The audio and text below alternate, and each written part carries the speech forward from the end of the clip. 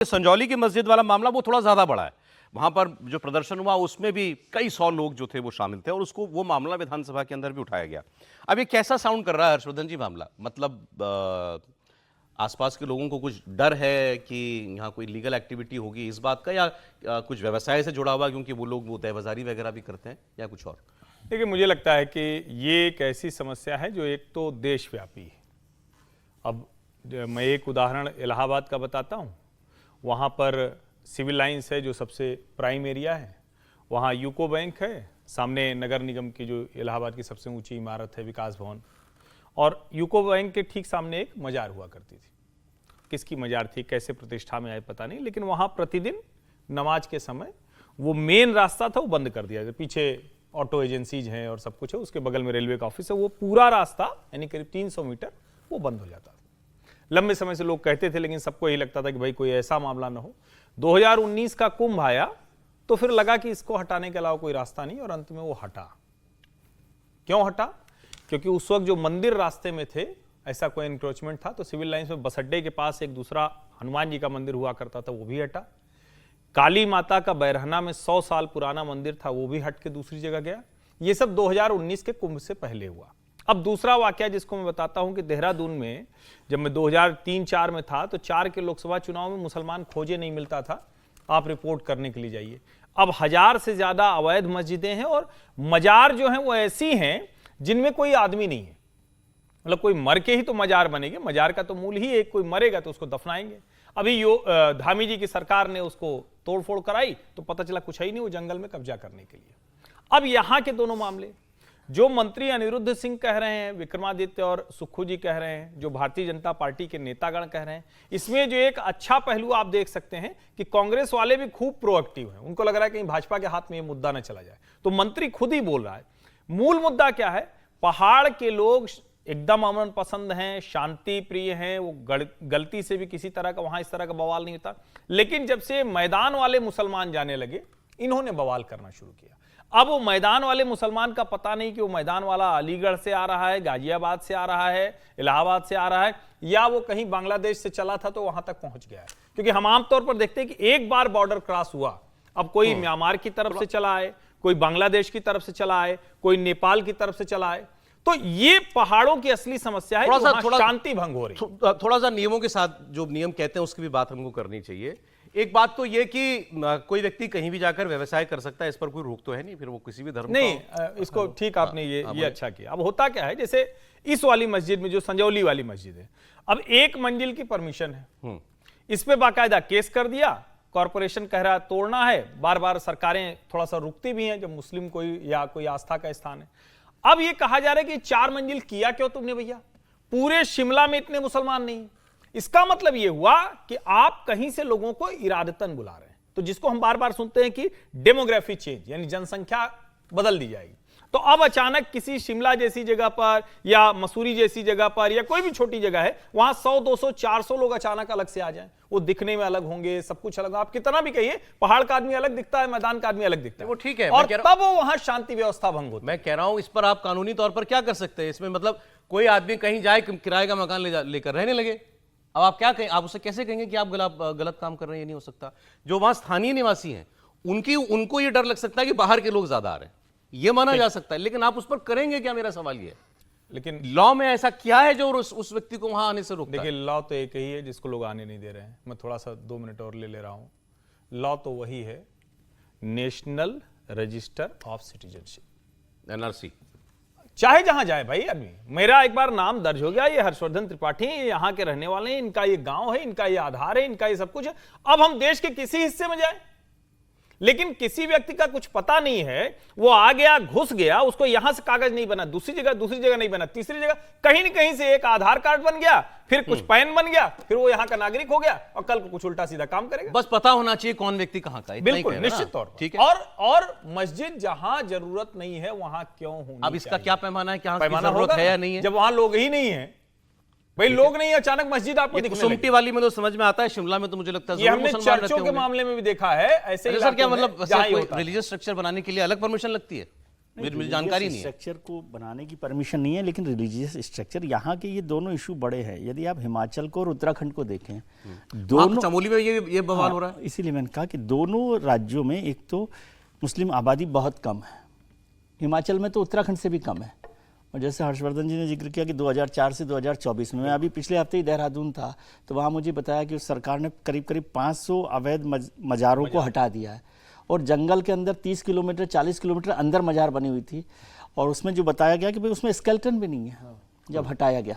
तो बिल्कुल land grabbing के लिए किया। हाँ, तो अब वो किस लिए किया गया, लेकिन अवैध है ना, तो उसको हटाया गया, वहाँ पर हो रहा है। यहाँ का हम लोग चर्चा कर रहे थे कि अनिरुद्ध सिंह जो कांग्रेस के मंत्री हैं वो बात कर रहे हैं, ये जो मुद्दा है, एक तो पहाड़ी जो है वो वैसे ही मैदानी लोगों को बाहरी समझते हैं, समझे, उनकी अपनी एक वो है, उनका अपना कल्चर है, वो चाहते हैं अपना कि कल्चर है, उस उस पर एनक्रोचमेंट ना हो। यहाँ उनकी जो चिंता जो लग रही है, मुझे अनिरुद्ध को भी सुनकर लगा कि वो एक डेमोग्राफी चेंज की चिंता कर रहे हैं कि क्या डेमोग्राफी चेंज करने की एक्सरसाइज हो रही है। लेकिन ये कोई कह तो नहीं रहा।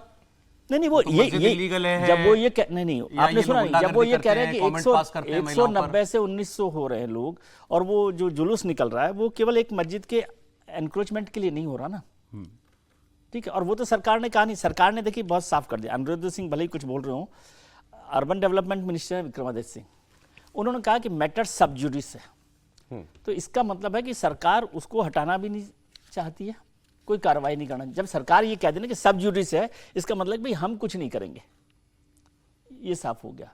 इसलिए ये समझना कि कांग्रेस और ये इसमें एक की बहुत 5 मंजिल केवल अभी कांग्रेस के शासन में बन गई, अभी 2-3 साल में, या पहले से बन रही थी, अब वो 2010 से है, वो क्या डेवलपमेंट वहां पर हुआ है, कितना हुआ है, लेकिन 2000, और ये विवाद भी बहुत लंबे समय से चल रहा है। ये नहीं कि आज ही विवाद चालू हुआ है, बहुत लंबे समय से इस विवाद पर चर्चा हो रही है। अब कितनी इलीगल है, लीगल है, और लोकल लोग जो है कांग्रेस के लीडरशिप में वहां पर खड़े दिखाई। और लोकल्स इसमें जरूर आपको वो कुछ भगवा झंडे वगैरह हाँ, लेते वो हुए लेकर दिख रहे होंगे, लेकिन लोकल्स बताया जा रहा है कि बड़ी संख्या में खुद भी जो है इसके खिलाफ है वहां पर।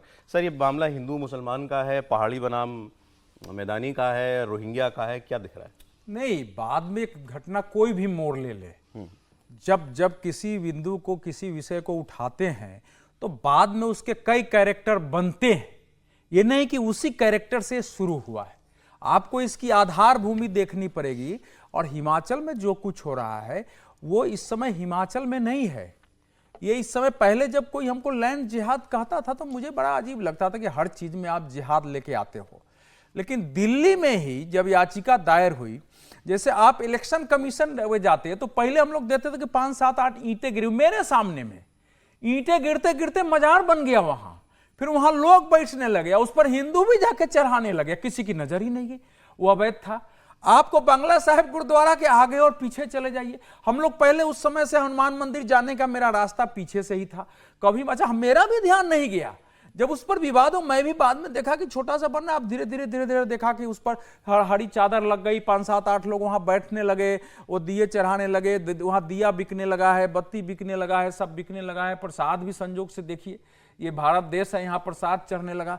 आप रेड क्रॉस सोसाइटी, आप केवल पार्लियामेंट के इर्द गिर्द, आपने कहा कि मजार पे प्रसाद तो चढ़ता नहीं। ये भारत, मतलब आप पार्लियामेंट के बाहर जाइए, किसी ने हमको कहा कि ये तो बहुत पुराने लोगों का मजार है। फिर बाद में पता चला जब उस सबकी लिस्ट आई, हाई कोर्ट आपने ने शब्द इस्तेमाल कर दिया लैंड जिहाद, हाँ, तो ऐसा कुछ तो अगर ये सब नहीं है तो ये कैसे बनता जा रहा है, जहां कोई किसी की कब्र नहीं है, कोई दफनाया नहीं गया है। दिल्ली जैसे जगह में हाई कोर्ट ने मामला है, हाई कोर्ट ने कहा कि सबका निरीक्षण करो किसका किसका है। उसके बाद फिर लोग लड़ने वाले खड़े हुए। देखिए, मैदानों से लोग पहाड़ों में जाते हैं, वो भी एक है, नहीं वो बात तो सही है। एक उदाहरण बड़ा दिल्ली का देके शुरू करते, इसमें जितने लोग गए हैं, वो जब आप मंडी हाउस जाते हैं तो हिमाचल मंडी हाउस जाते समय आप देखेंगे कि ये बीच के कोने पर, जैसे ही आप हिमाचल भवन के सामने जाते, तो हम लोग जब से आए तब से एक मजार वहां बना हुआ था, भारी संख्या में लोग आते थे, वहां प्रणाम करते थे, चढ़ाते थे। तो वही ना, जब ये सब छानबीन हुई है तो पता चला कि भाई ये तो कुछ था ही नहीं, और बरसों से बना था, अब जाके वो जो है ध्वस्त हुआ है। तो इसी ढंग से जो हिमाचल की घटना है, अब उस घटना को देखिए क्या हो रहा है। अभी पिछले दिनों जब एक लड़के से झंझट हो गया, 6-7 लड़के थे मुस्लिम, उन्होंने उसका मारा, उसका हाथ तोड़ दिया। उसके बाद जब लोग इकट्ठे हुए तो सब मस्जिद में घुस गए।